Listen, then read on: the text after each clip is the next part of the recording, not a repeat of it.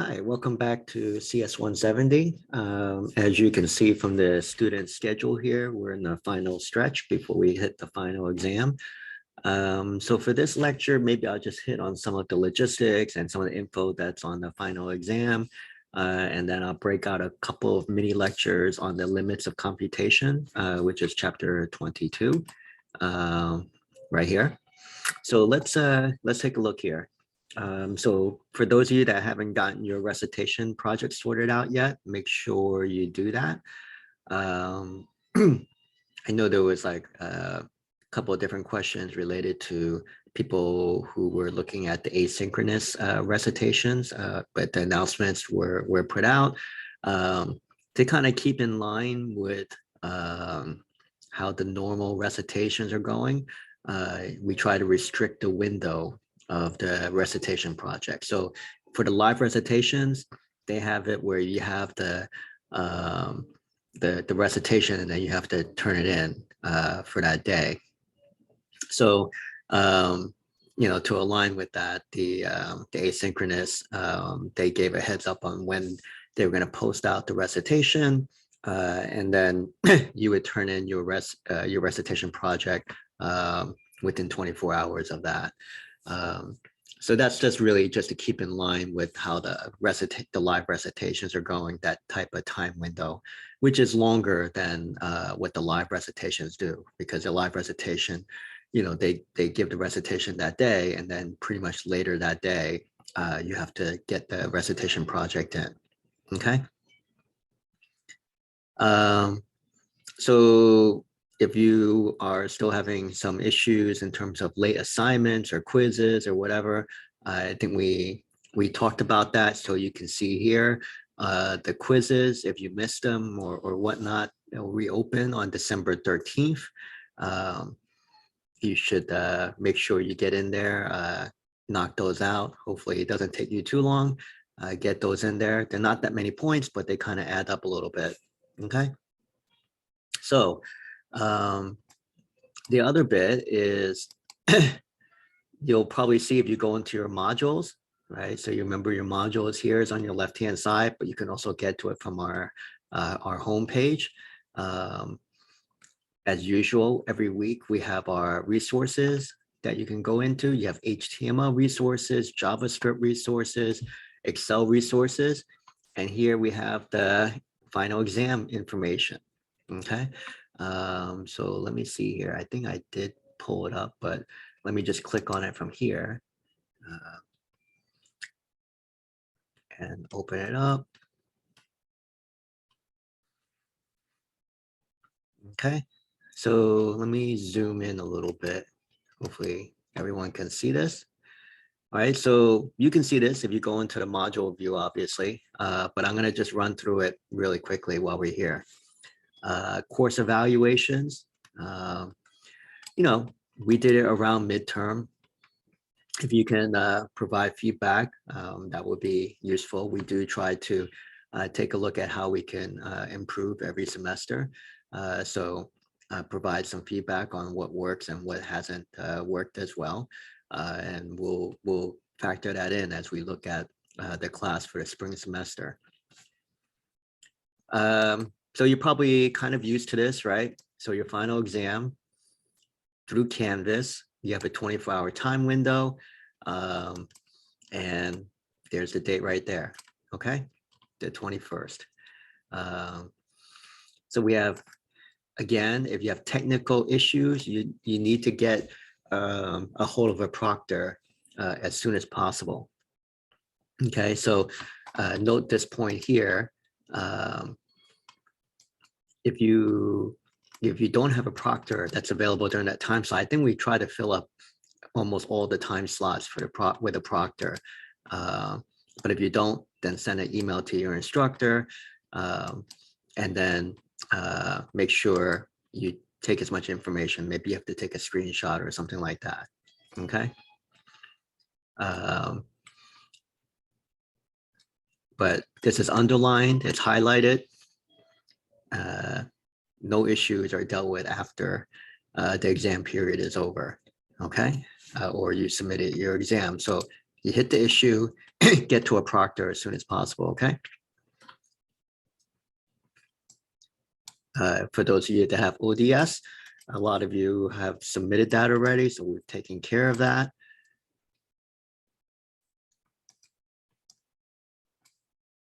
We have that for your exam conflicts.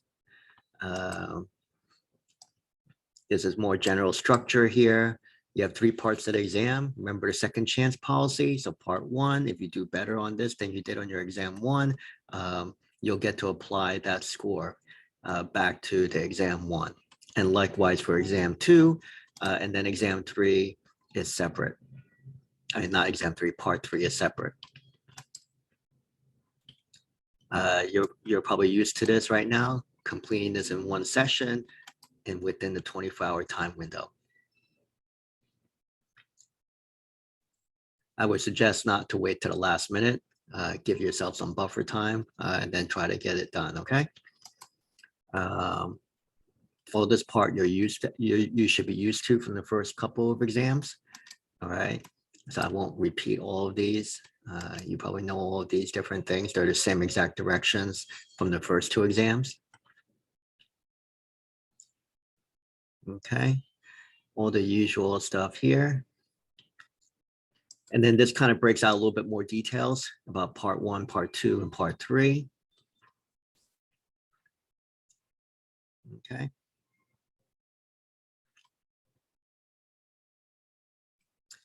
I think one thing I would just kind of add in here is that we had, some technical issues related to upload. So I think for this session, for this exam, we've set it up so that there is no file uploads. You can write your code directly into Canvas or provide the code snippet into Canvas, and that should be fine.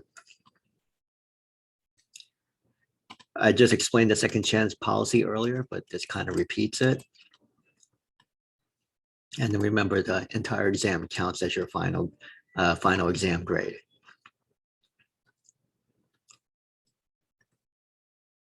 And then these are some different things you can look at to help study for the exam. Okay. So of course you have the exam 1, exam 2 stuff, some practice stuff. And then of course you have your sample questions here. Okay. So to take a look at this as you start to prepare for your final exam. Okay. So let me just do like a quick beginning part for chapter 22. And then I'll cut up a couple of the sections for a little bit later on into separate lectures. Okay, so these are the things that you should try to understand and be able to explain. Probably you're going to get a fill in the blank or multiple choice or something like that related to these things, right? Similar to last week's lectures. So Turing test is a big thing, right? So make sure you understand what was the Turing test or is the Turing test. And then if a couple of different big name events or computers over the years in terms of like trying to evolve like computer intelligence. So Deep Blue is one of them. And then more recently is AlphaGo. So understanding universality principle, talking about the amount of effort that a program has to do. And then this idea of like NP complete problems, okay? Make sure you pay attention to these couple here. Well, actually, I guess you pay attention to all of these, right? You know, there'll be like some multiple choice and each answer will be slightly different, right? So you really need to pay attention and understand exactly what the definitions are. These it's almost like a vocabulary test. Okay, so Turing, the Turing test is named after a real person. Alan Turing, pretty famous, pretty much came out, he was pretty famous around the era of World War II and post World War II in terms of computing and whatnot, right? So a lot of things came about during World War II in terms of computing. And, Turing was kind of like at the center of it all. So just remember these points: early pioneer, computing. I put down World War II. You can think of it as proposed thinking test for a computer in 1950. Whichever way is better for you to remember this. Okay. So this is an interesting point here. He didn't really want to come up with a true definition of what is thinking. He did this, right? So his idea was that you're kind of sitting behind a wall, right? This person here, C, the tester, and you're exchanging information. You're having a conversation. You're talking to them essentially, right? And if the computer interaction with you is such that you can't tell the difference whether they're a computer or a human, then you've passed the Turing test. Okay. So this is the point here. If the judge cannot decide for certain, the computer is said to be intelligent, i.e. pass the Turing test. Sounds kind of like straightforward, but as they kind of went through it a little bit, it was kind of like a little bit debated, right, as to whether someone is actually passing the Turing test. And I'll kind of get to that in a second here. But again, just repeating that point up here, where decide to forget the defining of thinking, just repeating the point here, right? So Turing's experiment basically got around the problem of defining what exactly is thinking, right? It's almost like kind of defining consciousness, right?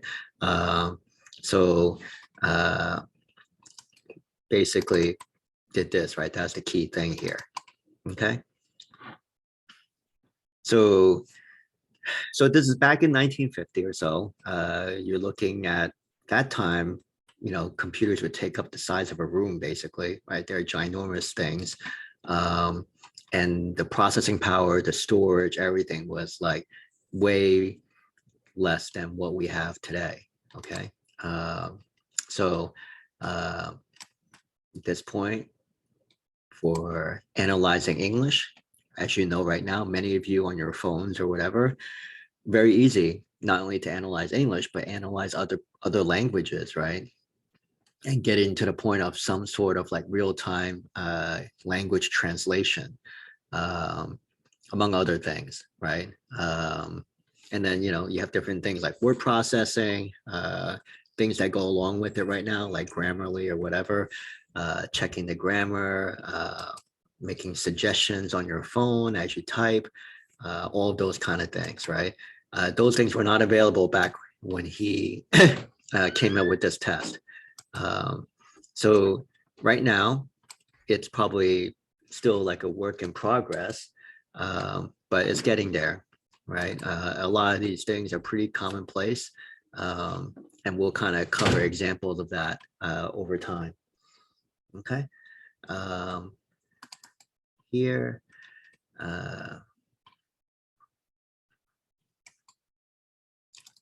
Okay. So this is more recent, like talking about maybe an early attempt at saying that you passed the Turing test, right? So this is back in 2014 or so. And, somewhat limited, right? Because I said, well, I'm talking to a human. Well, they said, okay, let me define that human as a 13-year-old Ukrainian boy, right?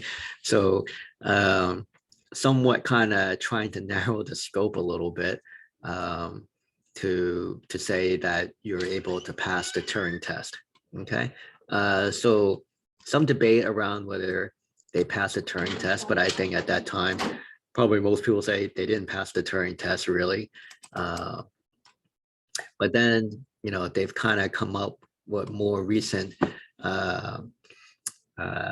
adaptations, right? So many of you probably maybe on your phones you may have noticed things or services where your phone can answer the phone for you, screen your phone calls for you. Your phone can make a reservation at the hairdresser or the restaurant or whatever. They'll call up, they'll announce themselves, and then they'll talk to whoever is taking the order and make the reservation for you. So, you know, they're sort of like a verbal chatbot, right? So a lot of you have gone on to different websites and you've probably noticed like a chatbot pops up. A lot of times those aren't real people that's behind those chatbots, right? So those chatbots are getting more and more sophisticated in terms of being able to carry on a conversation with you. Some of them are kind of stupid, right? They're not really doing much of anything at all, but some are actually pretty sophisticated in terms of like coming up with the response for you. So, you know, it's getting closer in terms of like you being able to carry on a conversation, either verbally over the phone, like with Google, or with like chatbots that you see a lot of customer service type of websites or whatever are offering that. Okay. All right. And so this is kind of talking a little bit about the different features that computers have now, and you know, say, are they acting intelligently or not, right? So in this case, like spelling and grammar checks, right? So there's like a defined set of rules. It's not like, you know, certain types of programs are built to basically try to talk to people and try to understand certain nuances in language. That's not what these spelling and grammar checks are usually doing, right? So they're usually based on a fixed set of rules that are defined up front. And that's why it talks about this, where the computer doesn't have to understand the context, okay? But as you've probably noticed on your phone, you know, over time, there's a number of these services that are, you know, doing something based on patterns, based on past history and context to make spelling suggestions or grammar checks for you. So they are getting there slowly, but it's moving forward, right? But up until this point, most of the time, it's based on a fixed set of rules, okay? And so the point is it doesn't have to understand the context, okay? So the next part is going to talk about this early conversational computer program called ELIZA, right? I'm going to do that in a separate lecture. So I'm going to pause at this point and then cut a new video. Okay, thank you.